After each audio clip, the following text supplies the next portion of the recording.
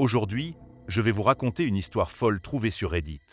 C'est celle d'une jeune femme atteinte d'un cancer en phase terminale et d'une collègue enceinte qui ne cessait de lui dire des choses cruelles. L'histoire est choquante, mais elle a une fin surprenante. Ma petite sœur est atteinte d'un cancer en phase terminale. Les médecins estiment qu'il lui reste 2 à 4 années. Pour l'instant, elle n'a pas encore de symptômes lourds, donc elle continue d'aller travailler chaque jour. Elle bosse dans une petite entreprise d'une dizaine de personnes, sans service de ressources humaines. Et parmi ses collègues, il y a une femme enceinte de 5 mois, qui semble avoir perdu tout sens de la décence. Cette collègue ne cesse de faire des remarques cruelles et inappropriées. Par exemple, elle a pris la main de ma sœur pour la poser sur son ventre et lui a dit « Maintenant tu as une autre raison de te battre ». Une autre fois, elle a lancé « La grossesse, ça se propage. Toi au moins tu n'as pas à t'en soucier ». Ce qui est atroce, car ma sœur a dû subir une hystérectomie après un premier cancer des ovaires il y a quelques années. La collègue a aussi dit « Ton corps fait pousser des choses qu'il ne devrait pas, alors que le mien fabrique exactement ce que je veux ». Et en parlant d'une conférence prévue l'année prochaine, elle a ajouté « Je serai enceinte, donc ce sera pour toi, hein ».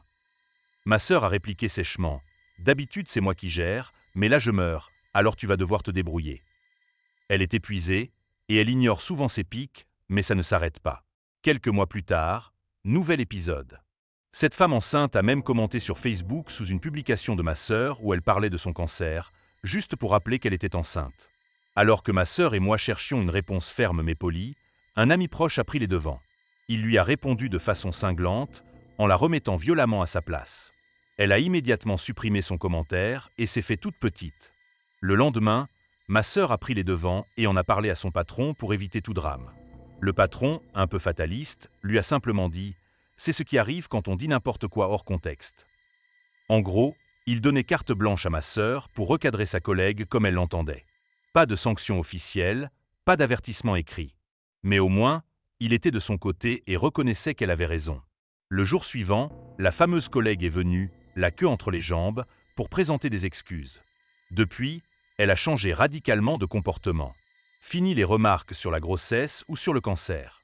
Elle est devenue agaçante d'une autre manière, en se montrant trop gentille, trop insistante, mais au moins elle a cessé de minimiser la maladie de ma sœur. Tout ça, simplement grâce à un ami qui a osé lui dire ses 4 vérités. Finalement, cette collègue enceinte a quitté l'entreprise peu de temps après. Ce fut un énorme soulagement. Ma sœur a continué à travailler presque jusqu'aux dernières semaines de sa vie. Elle a tout fait pour profiter de ces derniers mois, en réalisant la plupart des choses de sa liste de rêves. Elle a même organisé sa propre fête d'adieu avant de mourir, parce qu'elle voulait un moment joyeux plutôt qu'une cérémonie triste. Ma sœur est partie cette année. Elle était la personne la plus drôle et la plus généreuse que j'ai jamais connue. Elle a illuminé la vie de tous ceux qui l'ont côtoyée. Aujourd'hui, chaque fois que je retombe sur une vieille discussion ou un commentaire en ligne, je ressens à la fois de la peine et une immense gratitude. Elle n'a pas eu une vie longue, mais elle a eu une vie pleine, et jusqu'au bout, elle a choisi la dignité et l'humour.